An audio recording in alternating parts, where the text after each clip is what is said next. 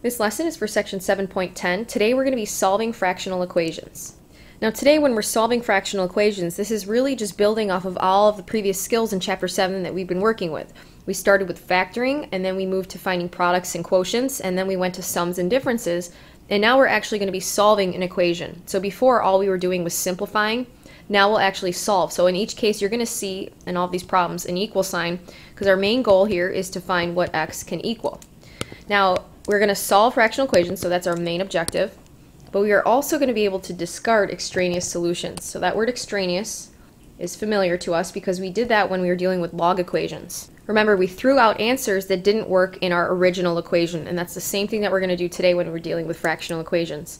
So just to get you to understand the idea of what it means to solve a fractional equation, I have a pretty easy problem here. Now, without ever having seen a fractional equation before, I'm sure many of you can tell me what x here should equal.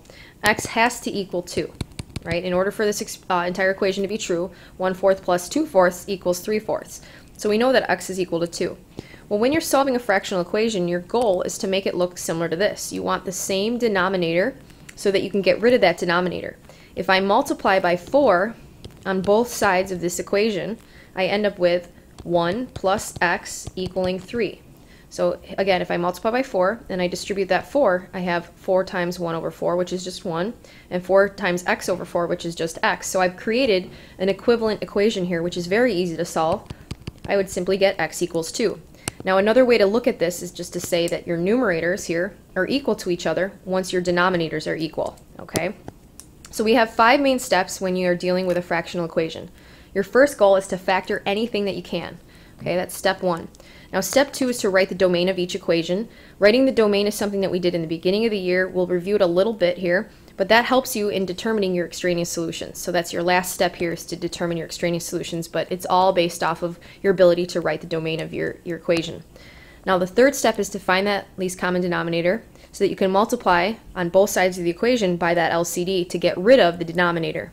So again, here we multiplied by 4 on both sides of that equation so that we could get rid of the denominators and set the numerators equal to each other.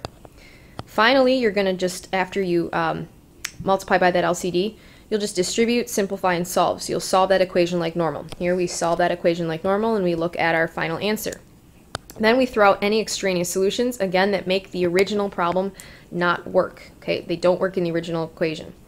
All right, let's start with example 1 here, which is, whoops, let's keep those steps there. So our goal here is to get rid of the denominator. Very important, we want to try to get rid of the denominator. Now in this case, I can't factor anything, so I'm done with step 1. None of these terms are factorable. Step 2 is to write the domain of each equation. Now when you write out the denominator, all you're really doing is thinking about the possible values for x. Now x could be any real number, right? I could solve this equation and get any real number except the number -3. If x is equal to -3, then I end up with a denominator here equal to 0, and I can't divide by 0, so that would not be within the domain of my original equation. So x can be any number except the number -3. So now I'm going to find that LCD and multiply both sides by the LCD. Now in this case, the LCD is pretty easy to spot. It's just x plus 3. So I'm going to multiply both sides of this equation by x plus 3, and that's going to clear out your denominator. So our main goal of getting rid of the denominators we've accomplished now, because we can distribute that x plus 3.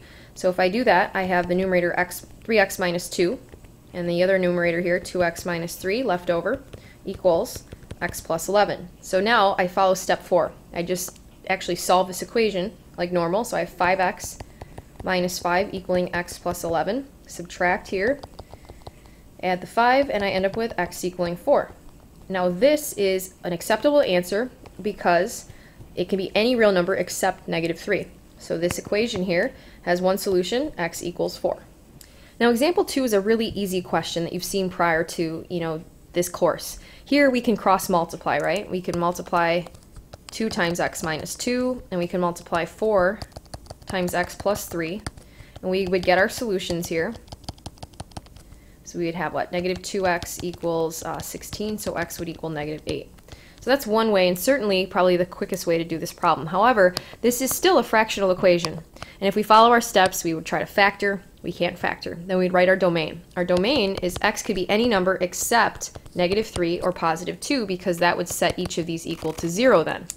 So we definitely don't want any solution that would give us either -3 or 2. Now, after we write our domain, we're looking to find the least common denominator. Now, the least common denominator here is x minus 2 times x plus 3.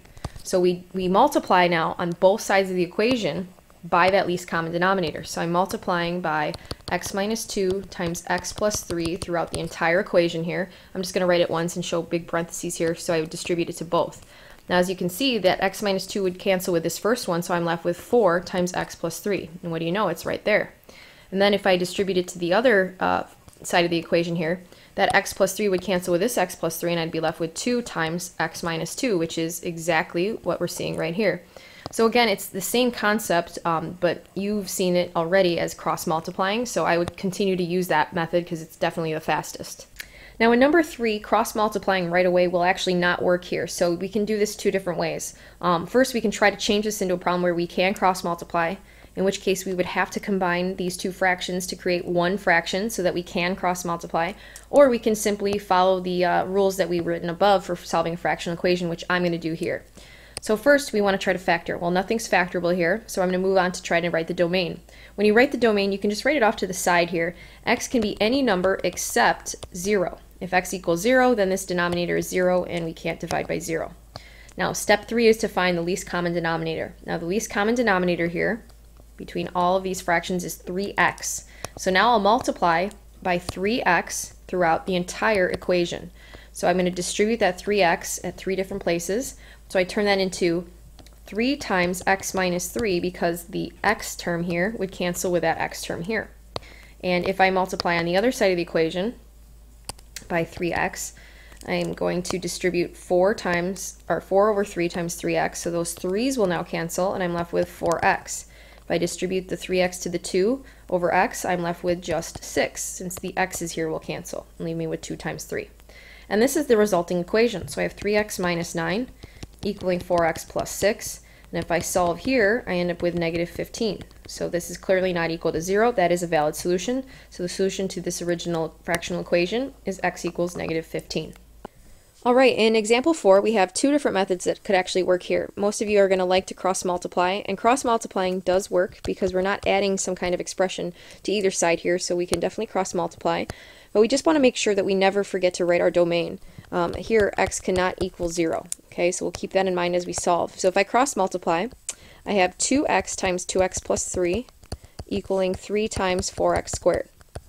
So I end up with 4x squared plus 6x equaling 12x squared. And if I solve here and I collect my like terms, I will have 8x squared on one side and 6x over here. Please make sure that you're not just dividing by x here. You want to make sure that you factor this expression, or factor this equation here, by moving that 6x to the other side. So you have 8x squared minus 6x equals 0. Factor out a 2x, so you have 4x minus 3. So we end up with 2 solutions here, because 2x can equal 0, or 4x minus 3 could equal 0. We have one solution of x equals 0, and the other, x would equal 3/4. Now this is why it's important to make sure we're writing that domain, because here, clearly, x cannot equal 0, so our only solution is x equals 3/4. If we try a different method, and that method would be finding the least common denominator and multiplying throughout by that least common denominator, here that LCD is going to be 4x squared. So I want to multiply by 4x squared on both sides of the equation. So I'm just going to make a big parentheses and distribute here to both parts of that equation. Now here, the denominators are going to cancel each other, so I have 2x plus 3 equaling, on the right-hand side, if I multiply 4x squared times 3 over 2x, I'm left with 2x times 3, so 6x. And here, if I solve this equation, I have 4x equals 3, or x equaling 3/4. So actually, in this case, cross-multiplying was not the easier method to use. It was actually finding the LCD. Example 5 definitely picks up a little bit in difficulty, so I want to follow my 5 steps. First step is to try to factor everything. So here I notice that x squared minus 7x plus 12 will factor into x minus 4 and x minus 3. Now when I write the domain of this, I can see that if x equals 3 or 4, the denominator here would be 0, so x cannot equal positive 3 or 4. It can equal anything else except for those 2 numbers. Now, my third step is to find that least common denominator and multiply throughout. Really, you're multiplying both sides of the equation by the same exact thing, so that's why we're able to do this. Okay, I didn't quite specify that, but It's just like multiplying by 3 on both sides of an equation. That's okay to do. All right, so now if I do that, the denominators here will cancel, so I'm left with just 25. Here, in the first term, I'll have 3 times x minus 4, because those x minus 3's will cancel. So 3 times x minus 4. And then in the second term here, if I distribute, I have x minus 4 times x minus 4, which will cancel, leaving me with x minus 3 times 4. So this is the equation that I'm left with, so I'm going to distribute, simplify, and solve. So I have 3x minus 12 plus 4x minus 12 equaling 25. And 7x will equal 49, so x will equal 7. This is definitely within the domain since it's not 3 or 4, so this one works. This is the solution then to problem 5. I'm going to begin example 6 here by factoring x squared minus 16. So if I want to write the domain off to the side, the domain is any real number for x except for the values 4 and negative 4, because in that case my denominators here would be equal to 0. So now I identify the least common denominator. Now the least common denominator is x plus 4 and x minus 4. Now of course we could always multiply both sides of the equation by x plus 4 times x minus 4 to clear out that denominator. Or you can think of this is an equivalent way of doing the same problem. Think of this as creating equivalent fractions here. So I will multiply this first fraction by x plus 4 over x plus 4 to create 2 times x plus 4 over now my common denominator x squared minus 16. That next fraction here should be multiplied by x minus 4 over x minus 4. So I have 1 times x minus 4, which is simply x minus 4, over the now common denominator x squared minus 16. And then my third fraction here doesn't need to be changed whatsoever since it already has that common denominator. So now, of course, this is really similar to that first problem where we started with the same exact denominators, and then that means that the numerators must be equal. So we have 2 times x plus 4 equaling x minus 4 minus 3. So we have 2x plus 8 equaling x minus 7. So we have, x equaling negative 15. Now this is a valid solution because it is not equal to 4 or negative 4, and this would be my final answer then for problem 6. Let's begin number 7 here by factoring this expression. So we have 3 over x minus 2 times x minus 3 equaling 3 over x minus 3 plus 2. Again, we can't cross multiply here because this is not one fraction on its own. You could, of course, cross multiply if you were to combine these two fractions, but I'm not going to do it that way. I am going to do it using the same 5 steps that we've taken so far. Let's real quick though, off to the side, write our domain. X can be any real number except 3 or 2. All right, now let's multiply throughout by the least common denominator. Now in this case, the least common denominator is going to be x minus 2 times x minus 3. So if I multiply throughout by that least common denominator, I'm only doing it on one side or showing it, but I really am putting the parentheses here because I want you to remember you're distributing it to every single term in this equation. But we end up with, here the denominators will cancel completely, so we have 3 equaling 3 times x minus 2, since that will cancel with this x minus 3. And then for this last term here, 2 times x minus 2 times x minus 3. Now we already know what x minus 2 times x minus 3 is, so that'll be pretty easy to simplify. We have 3x minus 6 plus 2 times, this is x squared minus 5x plus 6. And that's supposed to equal 3. So if we solve here, we're just going to distribute.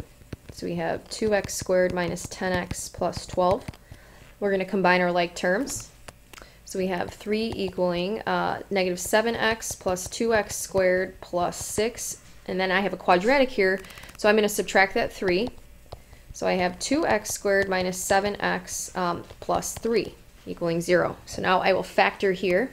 So that's going to factor into 2x minus 1 and x minus 3.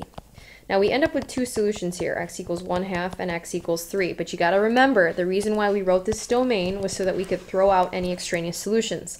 So clearly x cannot equal 3 because that does not work in the original equation. If we let that equal 3, our denominator here will equal 0, and our denominator here will equal 0, which is not possible. So we have one solution here, x equals 1/2. Okay, and number 8, this is the last question of the lesson. You're more than welcome to try this one and check with the key. If you don't feel comfortable quite yet, then you can definitely just listen to the solution because I will work through number 8. I want to begin this problem by first factoring this expression here, since this is the only term that I can factor. That'll factor into x minus 2 times x minus 1. I'm going to write off the domain to the side here. X can be any real number except 2 or 1, since both of those values would make the denominator here equal to 0. Now I'm going to find the LCD. X minus 2 times x minus 1 is the LCD, so I'm going to multiply now by that LCD on both sides of the equation. So I multiply by x minus 2 times x minus 1, which is going to cancel on the right-hand side the denominator, leaving me with just 2. Now, if I distribute that LCD here to both of these terms, in that first expression, I have 4x over x minus 1 times x minus 2 times x minus 1. So obviously those x minus 1s will cancel, and I'm left with 4x times x minus 2. In the second expression, if I distribute here, I have those x minus 2's canceling, which will leave me with negative 5x, so be careful that you're bringing that sign down. So minus 5x times this other factor here, x minus 1. So now I have this equation, which will be pretty easy for me to solve. I just distribute and simplify. So I have 4x squared minus 8x minus 5x squared plus 5x equaling 2. If I simplify, I have negative x squared minus 3x equaling 2. So this is a quadratic. If you want, you can subtract the 2, so you're dealing with this, but I would not recommend that unless you were to divide by negative 1 on both sides, so you have 0 equaling positive x squared plus 3x plus 2. So that's one way of doing that. Or right from the start, you could just add the x squared and the 3x to the other side, so you have 0 equaling x squared plus 3x plus 2, so the same exact expression that we had before. So I'm going to factor this expression on the right-hand side and use the zero product property. So I have 0 equals x plus 1 and x plus 2. So I get two unique solutions, x equaling negative 1 and x equaling negative 2. Now both of these work, since the only values that don't work are positive 2 and positive 1. So these are my both possible and valid solutions to this original equation. All right, that's the end of the lesson. I will see you guys in class tomorrow.